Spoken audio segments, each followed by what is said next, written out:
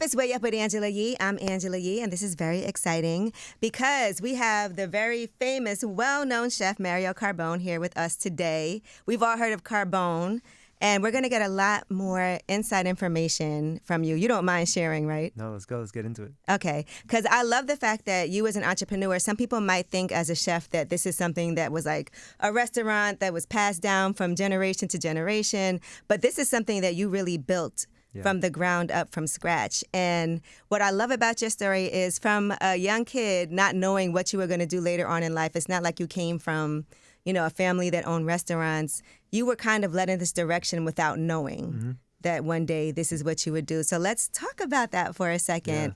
Yeah. When you were younger, and if you had to envision your life, like when I was young, I thought I would be a writer. What did you think a young Mario Carbone would be doing? I thought I was going to play for the New York Mets. Okay. All right. And at around 8 or 9, I realized that was probably out of the cards. That's how you know he's from Queens, by the way. He said Mets, not Yankees. Yeah, Mets, okay. not Mets. So I was convinced I was going to be on the Mets. And then when what position? I was catcher. Okay. Yeah. So when that news was broke to me by basically everybody, that was not possible, we needed to work on what was next. And I think the next thing I knew I had love for was food. I didn't know what that meant yet, but I knew I had love for it. My grandparents were born in Italy, and food and the table and family was always a really high priority for us. So I took that and I started, odd jobs in the kitchen with my grandparents as a little baby, like cleaning peas and doing things like that. And I parlayed that into working like after school in high school, local restaurants on weekends just to make a little bit of money. And I found love for the professional commercial restaurant, even if they weren't great. I loved the environment. I loved the pace of it. I loved I loved the action of a professional kitchen, and I got addicted to that. I was like, wow, this is cool. This is something that I'm really interested in. And I didn't love school. Like traditional school just wasn't for me. I didn't apply myself. There wasn't anything there that I found value in. Okay. And so I was just kind of killing time in school. I wasn't really heading in any particular direction. So as I was heading towards graduation of high school, I decided, you know what?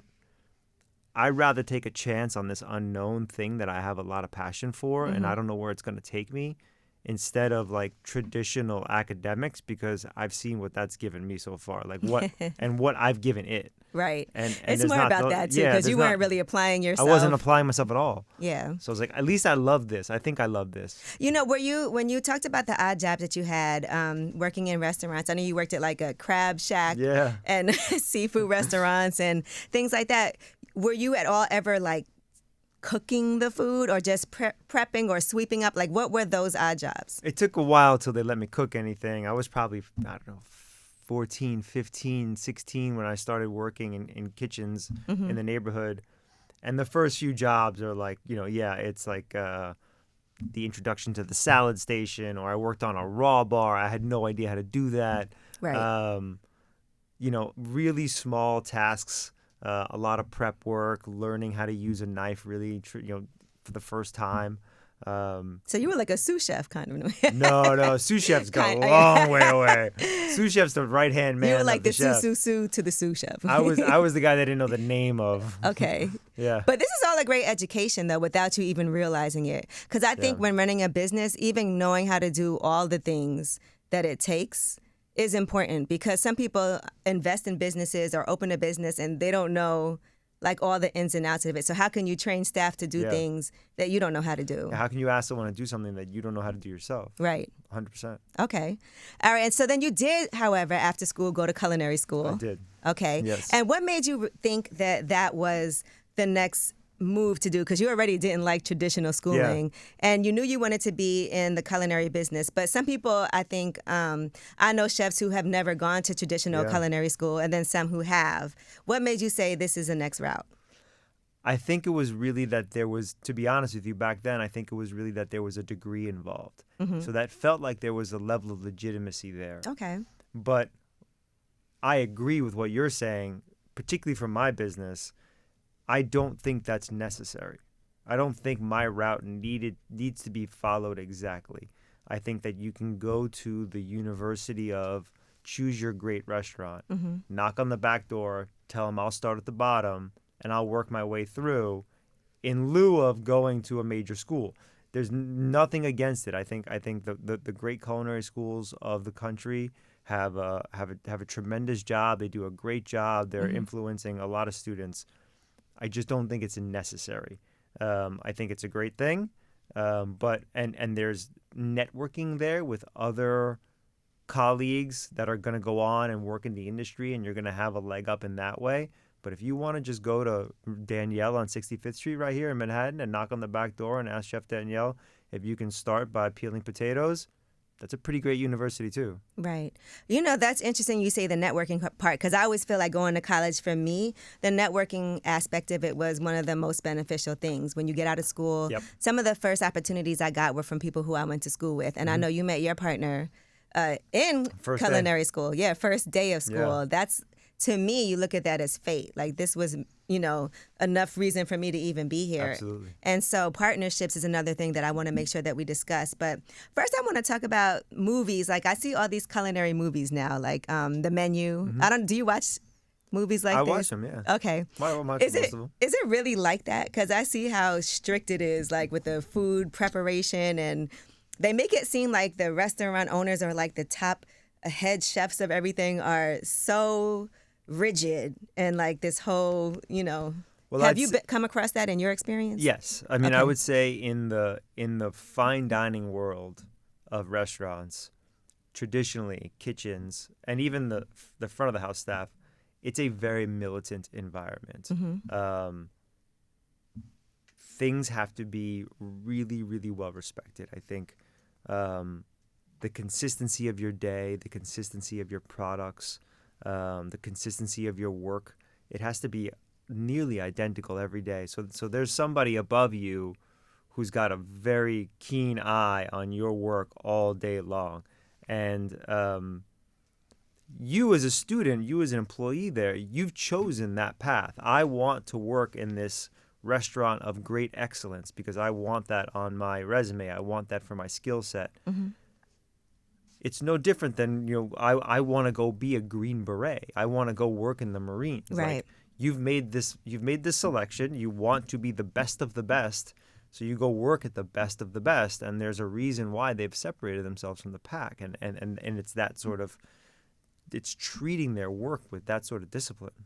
Are you like that? Have you ever been like that in any way are there some level of, okay, I have to be militant with my staff as I'm training, when you were first starting and training your staff? Yes, I think that there's absolutely a level of precision that we demand. I'd like to believe that we do it in a very humane way. I think the students are there to learn excellence. That's why they've chosen to work for us. But you want to make sure that you're doing it in a way that is the most nurturing as well. Okay. So finding that balance, and I think that my generation is doing a great job of that. I think the old days, it was environments that were much less desirable. And I've seen them, I've been through them, and I've learned from them. And I think our generation of chefs is doing a great job of still keeping with the tradition of old school, like it's got to be exact while being really respectful of people. I also feel like for you, there's a lot of things and details that you have when it comes to your restaurants. You have 40 restaurants now, is that correct? 40? 40 some odd, yeah. Yeah, 40, give or take some. Yeah, okay. yeah. And so even when it comes to the uniforms, when it comes to the dishes, like all these little things that other people might not even notice how much care and thought goes into it, that is very detailed on your end. Can you talk about why that's so important to you? Absolutely. I think that we're in the entertainment business. So you're coming to one of my restaurants for a night out. You know, you didn't happen to walk by and you were like, I'm hungry, let's go in, right? Yeah, because you have to make a reservation months in advance. You've made this commitment, the customer, to like spend time, to wait 30 days, to make the reservation. You're coming for a night out. And what we do, what I preach to my team and talk about as often as possible, is what we do is most similar to theater, right? Like Broadway. We build a stage, We set uniforms, costumes. We have actors, employees. We put on a show at the exact same time every night. We do the exact same things every night for a different group, for a different audience. Right. 200 people come in. It's a different group of people every night. We're the same. The timing's exactly the same. The food's the same. We put on the same outfits. So we're setting a stage. So for Carbone, it's 1950s New York City Italian American, right? Okay, so 1950 New York. So what would be the music then? What would be the color of that uniform, right? What would be the floor tile? How big would that menu be? How would we write that menu? And you start asking questions. You know, you build this really tight narrative, this story, and then you have to ask a question about every detail you're choosing. Does that make sense in our story? So that hopefully the end result is you walk in the door at 6:30 for your reservation, and you feel like you're Ray Liotta walking in the back of Copacabana. Because we put all that intent into it. Right. Because that's a real night out. I mean, I know people who go to Carbone and they literally are like, I'm coming into New York just to go have dinner here. And now people can have that experience in Miami. And you guys, you did that during the pandemic? We did, right in the middle, right in the heart of it. Okay. Yeah, a lot of people were trying to make sure their businesses, because New York, I think we're so slow to open back up. But if you went to other cities and other states, things were a little bit more. Yeah, we just wouldn't accept that we couldn't do business. It was just like, you're shut down. And we're like, okay, well, where can we keep the wheels moving? And I was like, all right, well, Florida, Miami, that's those doors are open. So we told everybody in the company that was New York based, we're like, there's an opportunity right now for anyone that wants to, uproot and come to Miami. We're gonna go down there right now. We're gonna pivot immediately, and we're gonna do business down there. And there's jobs available. And we moved a ton of people, and we opened immediately. And to have Carbone Beach now as well, because that's about to happen. So let's talk about what Carbone Beach is before we go back into, because I want to discuss partnerships with you because of the partners that you have and how you guys linked up. But first, let's talk about Carbone Beach since we're in Miami right now. All right. How did you guys come up with this Carbone Beach whole, I guess, experience that's going to be happening during Formula One? Yeah. So it's in its third year now, so as well as the actual race. So the first year when the Formula One race was coming to Miami 3 years ago now, we sort of decided, well, this is going to be the biggest week of the year in Miami. We need to do more than what we're doing. It's not enough to just operate the restaurants. Right. This is the biggest week of the year. What can we do? So we hatched this plan to build this giant structure on the actual sand of Miami Beach. And we wanted to do a over-the-top sort of extravaganza, a throwback to like the days of a supper club, a dinner and a show, but dinner and a show turned way up, right?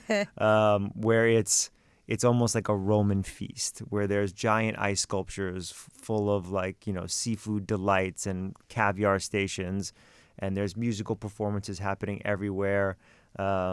There's like 50 chandeliers hanging from the ceiling. It looks beautiful. If you Google the pictures right now. Okay, go ahead. It's crazy. So it's taking the idea of Carbone, the idea of the restaurant, the idea of the theater we just talked about, and amplifying it to the max.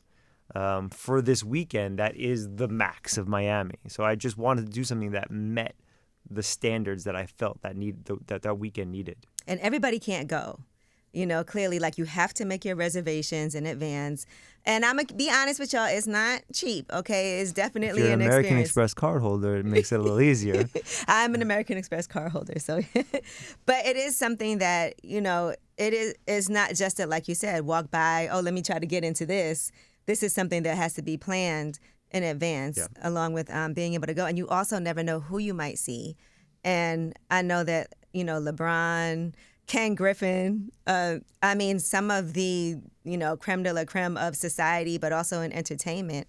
Those are the type of people that show up. So you never know who you'll be there with. I was reading, and a lot of people will say this when they fly. They're like, I fly first class because, you put yourself in a position. You never know who you're going to meet on the flight and who you'll be rubbing elbows with and how that can help you if you have a business that you're starting. Were you ever early on in your career, before Carbone became what it became and Major Food Group became what it became, Do you feel like there were times that you were living like beyond your means to try to get to a point, because you weren't born with a silver spoon in your mouth? No, certainly This was not. something that you had to work to get to. So were there stressful times when you're like, man, my cards are all maxed out. I'm trying to get into this space that I don't even know if financially I should be here. I know a lot of times we talk about things like, not feeling like we belong where we're supposed to, where we're at right now. Did you ever experience that?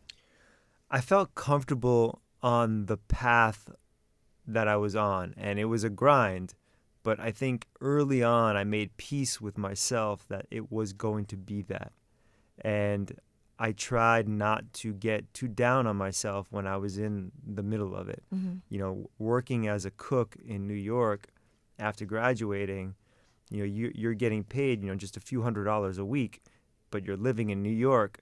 You're commuting to work at all crazy hours. You're working crazy hours. But it's a combination of the passion's going to pull you through it. And I made I made peace with myself early on. And I said, it's going to take years. It's the 10,000 hours thing. Right. It's going to take a really long time for me to be anywhere near where I think I need to be or I want to be in this city. It was really always about New York. It's like I want to be known in New York. I want to be a known chef in New York who left a mark, and I knew how much work it was going to take. So I tried, and it's hard when you're in some tough moments, right? But I tried not to get too down on myself when it was that grind. It was like I'm here for the grind. And that does build a lot of character. I think sometimes things happen really quickly for people, and they may not be prepared for it too as well. I told myself it was going to be a while. Like, this is going to take time. This is not overnight. And this is before a lot of the social media sensations, right? I mean, we're talking about 1999, 2000. So like the idea that you could just like pop off and get like a huge following out of nothing, or like a catchphrase or something, that wasn't an option. I was following the path of the masters that sort of taught me and the ones that I idolized. And all of those were really long processes. It took them years and years working for incredible chefs all over the world. And I was like, okay, that's what it takes. That's what I got to do. So I wasn't looking for this quick answer, because that wasn't something that I even knew about. Yeah, because, I mean, and for people to understand the timeline, Carbone, it's been 11 years now since that opened. But before that, you've had other ventures. Yeah, my first job in New York, like real job in a real restaurant, was 1998. Right. So you're looking at all those years where there's no money in it, and you're good with that. Like, it is what it is.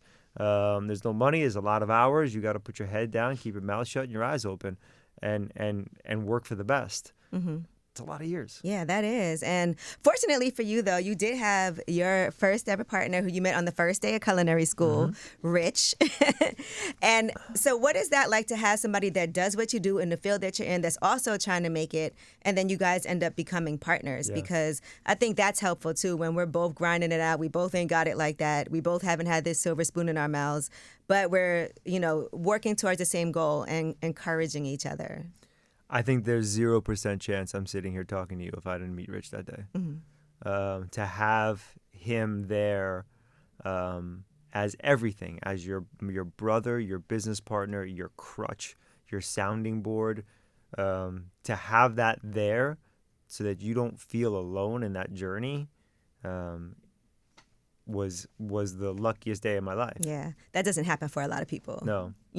And then you guys took on a third partner. We did. How hard is that to do? Because sometimes you have this concept of what you're doing. Y'all have been working together for quite some time. You had the sandwich shop together, prior to opening Carbone. But now we're letting in another person, a different energy, somebody who brings something different to the table, who comes from a different world, right? So Jeff was the third partner. Jeff was the third partner.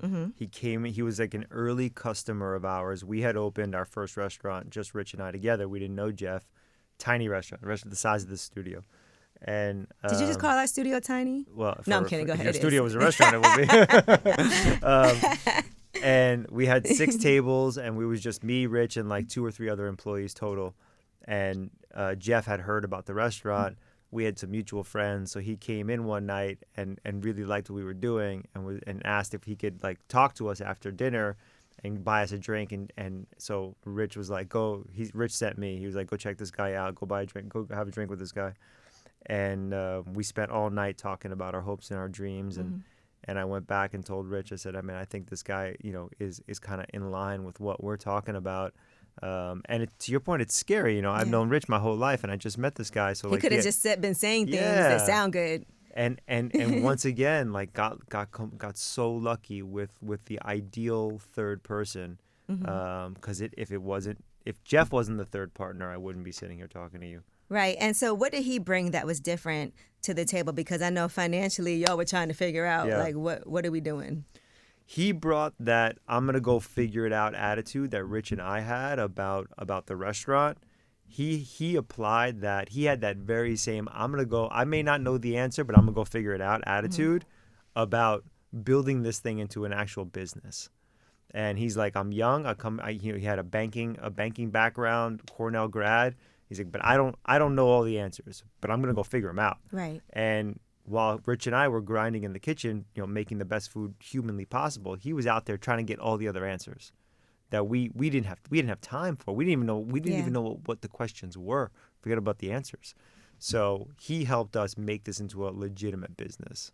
Yeah, because that is scary. You're like you said, y'all had known, you and Rich knew each other for so long, and I'm sure other people had approached you guys trying to work with you also. Yeah, but and it's you're hard weird to, about it. It's like, I don't know, there's four on these guys, the guy or girl, I don't know them. I'm not sure. What are their intentions? His intentions felt pure. It was like, we're gonna do this together, side by side. And I liked that. We liked that he was young. It wasn't like some restaurateur coming to like buy our business or like take our business. It felt really honest and genuine. Right. And you could look in his eyes and see like that he wants the same things. Now, when you guys first opened, right, clearly this was going to be a huge undertaking, a big deal. You want to make sure people are coming. You want to make sure the reviews are good. You want to make sure the right people are coming. You're also marketing it well. And there's a lot that goes into it. I would assume, I know you use the best ingredients because it all starts with that, right? For the food to be great, you can't skimp out on anything when it comes to your ingredients. So what were some of the biggest challenges? Because I feel like we learn a lot from things that didn't go right, probably sometimes more than when things do go right. So when you guys first opened, what would you say were the biggest challenges that you faced? Well, we were going from this now 6-table restaurant to Carbone, which at the time felt like a stadium. It felt giant. It was like 80 seats. Now we look back on it and it feels small again to us. But back then it was this huge thing.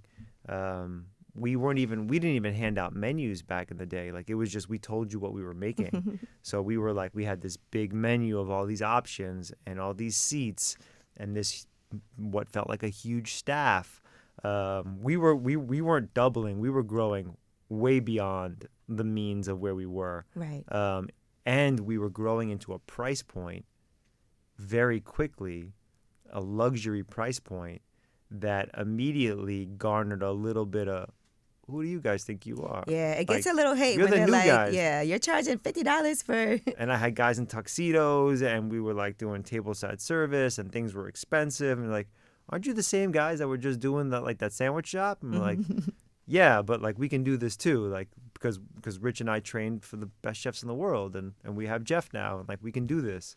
So there was definitely a little bit of initial pushback of like, don't you know Il Molino's right down the block? What are you doing? And we're like, is El Molino still there? Yeah. Okay. Sorry, no shade. I still there. Haven't been there in a while. So it was like you guys aren't part of that pedigree. You're too young for that. Right.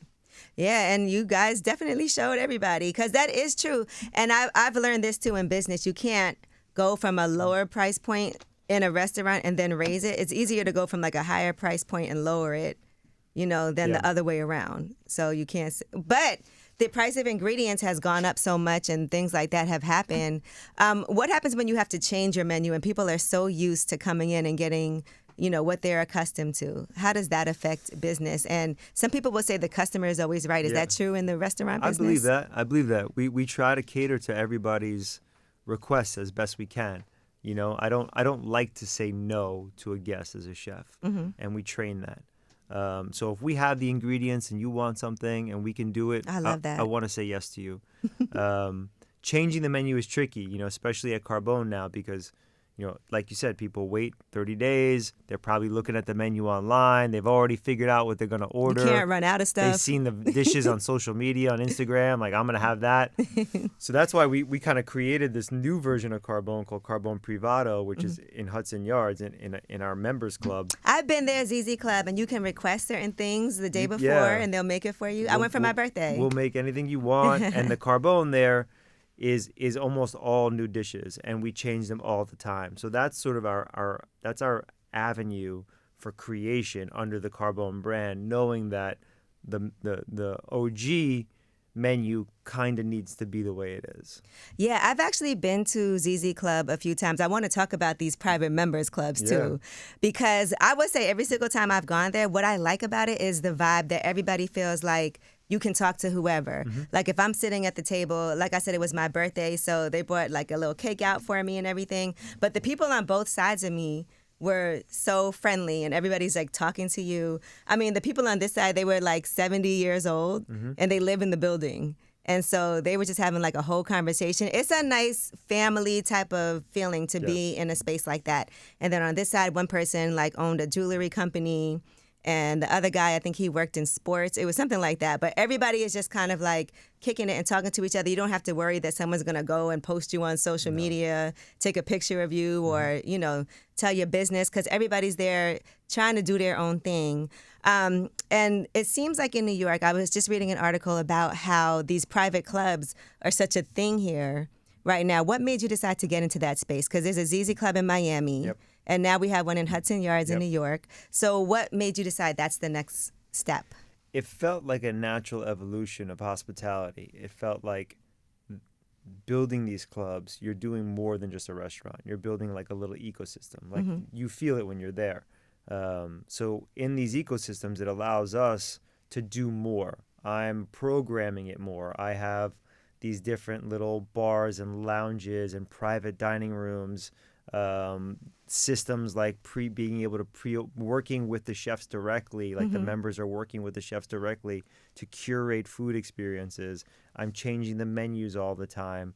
We're open all day so that we can accommodate guests or members that are coming in who just want to have a meeting and a coffee.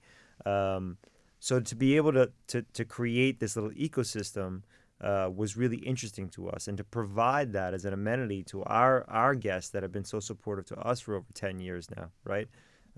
It's kind of like a gated community, right? Like it's like that's why you covet that when you're buying real estate. You're in this space that feels very comfortable and safe, and for us, we need to do the highest level of accommodations. We need to be able to provide you with the very, very, very best food and beverage service possible. Yeah, it's great because I also feel like you work hard to be able to make money, to be able to enjoy like luxurious things. And so I think being able to get a membership there, different people have it that way for different reasons. But when you're working really hard to get to where you get to be able to be like, okay, I'm going to be able to, do this and come here and enjoy myself and always have a nice time and always have a reservation and be treated like family and things like that. I do feel like it is important, and the networking that can go on in a space like that. If you choose to network or if you choose not to, that's definitely all up to you. Now, I also want to talk about Michelin stars, because Carbone did get a Michelin star. So what are the rules when it comes to getting a Michelin star? I think it was in 2013. 2013, we got a Michelin star. 2 years ago, they took it away. I could go down a rabbit hole with you on Michelin that is the opinion of one. Yeah, I have a very, I wouldn't say contentious, but I have a very particular opinion on systems like that and how they affect the industry.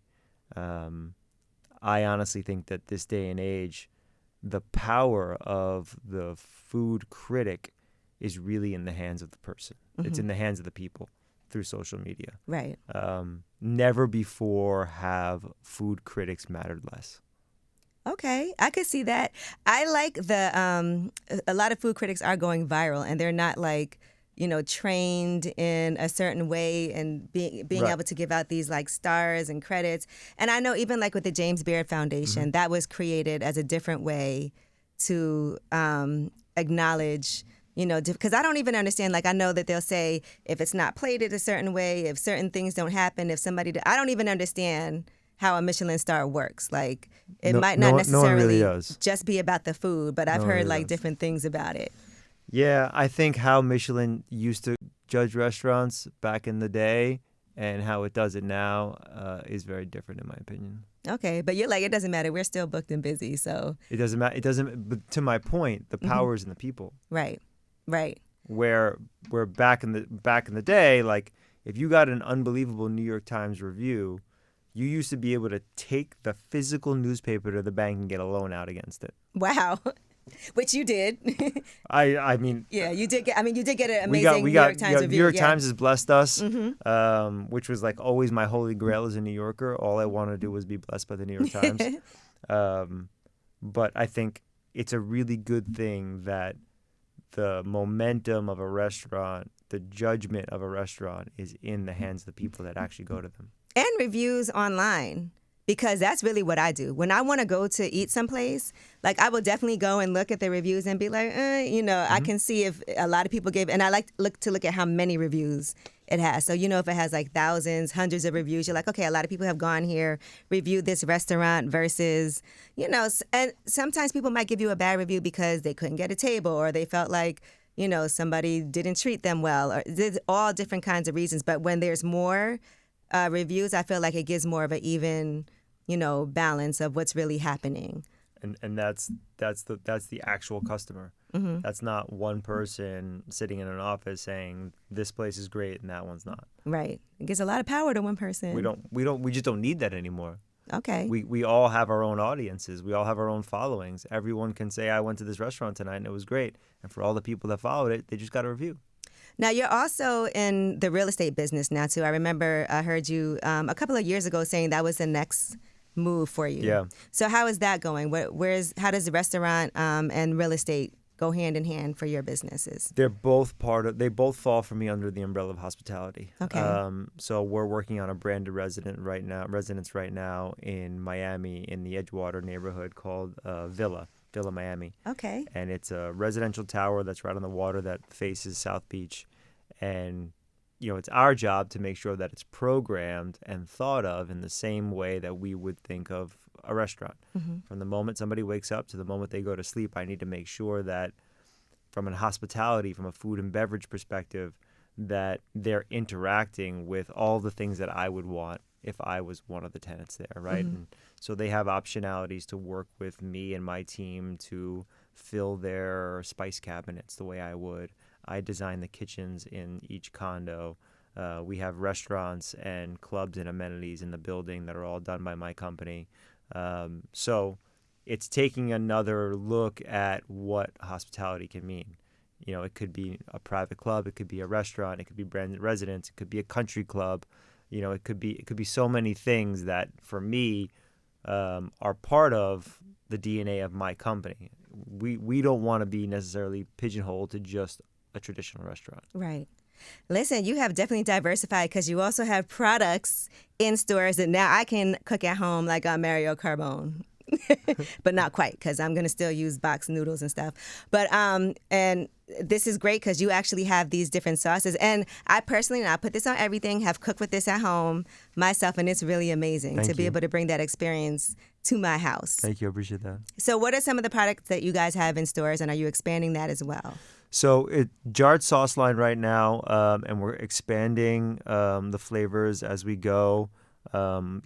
Myself and Rich, we go to the factories ourselves and we teach them exactly how we want these things done. There's also a lot of learning for us too. We've never cooked on those scales that they're producing the sauces on. So it's been a lot of training, and we continue to do that with them.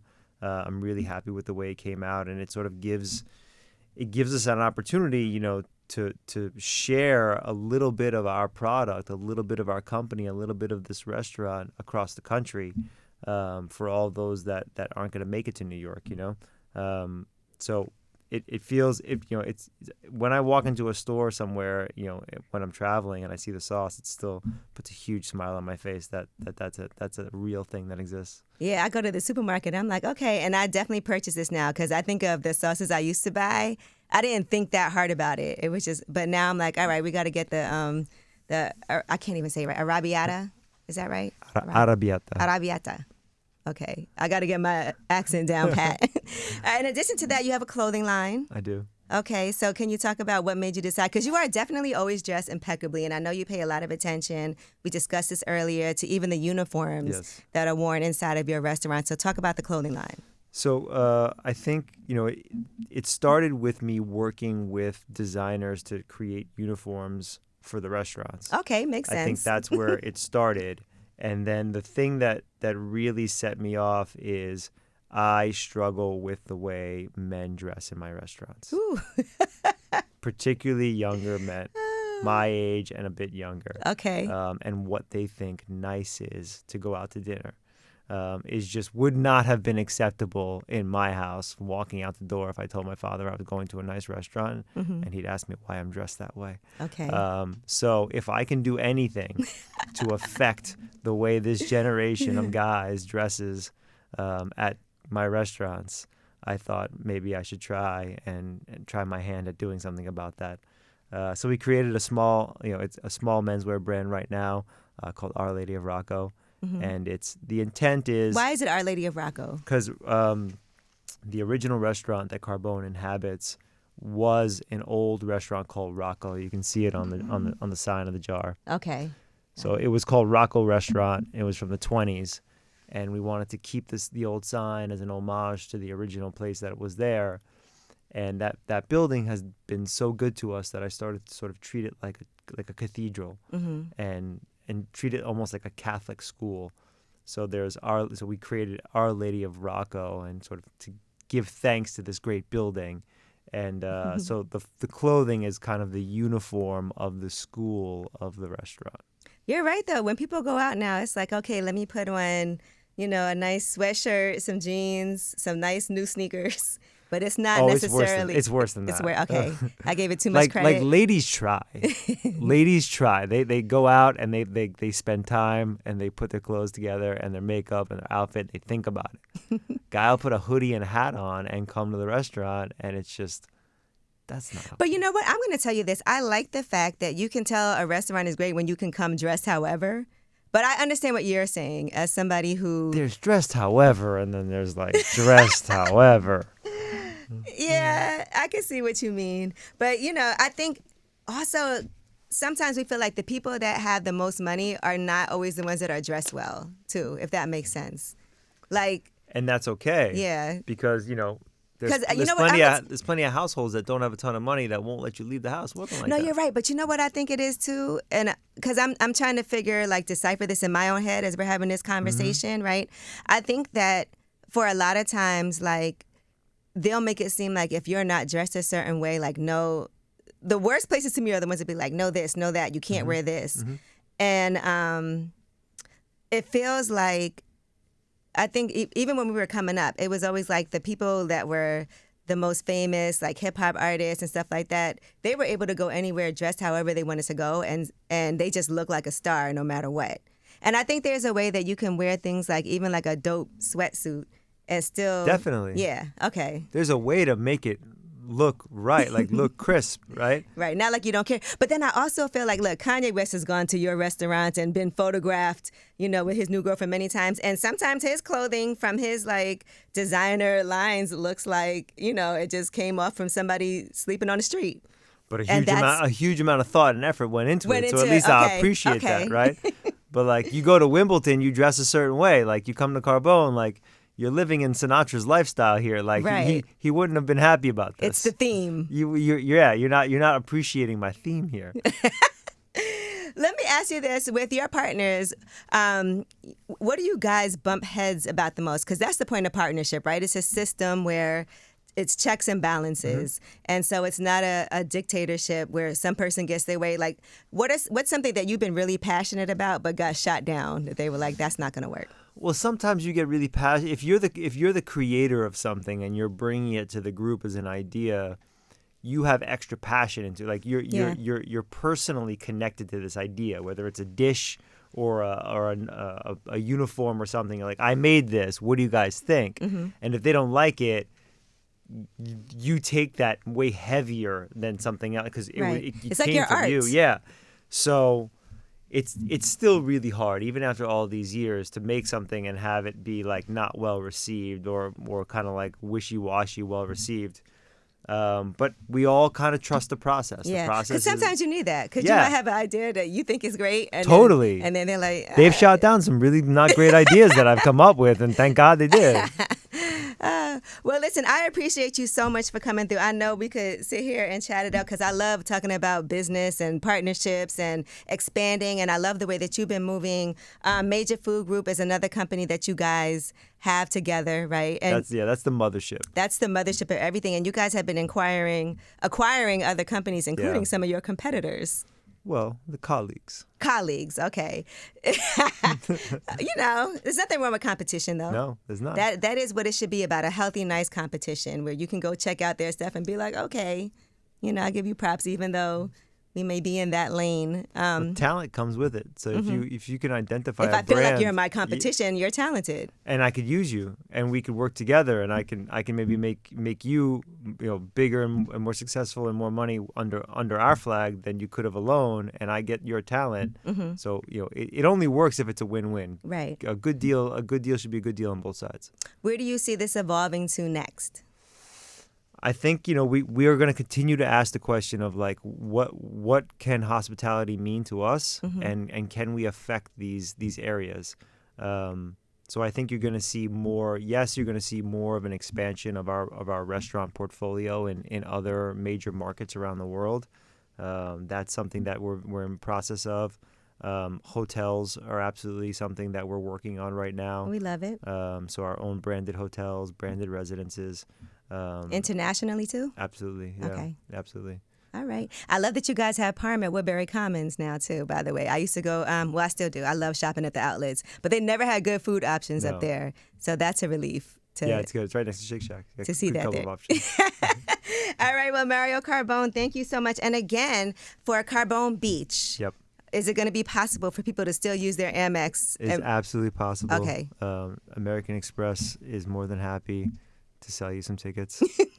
You're like, don't call me, don't ask me, Don't but text American me. Don't text me. No, but we would love to have you Thursday, Friday, Saturday, Sunday. It's going to be special. We're some great surprise guests coming out performing for us. Ooh, I can't even imagine what that's like because I've seen the list of who's performed in the past. So It's going to be great. we already know it's We're going to be excited. amazing. Well, thank you so much for coming through. We're going to continue to follow you. I'm sure I'll see you at the restaurants one day. And thank you for my sauces You're very so I can welcome. make it at home. You're very welcome. Mario Carbone, thank you so much. My pleasure.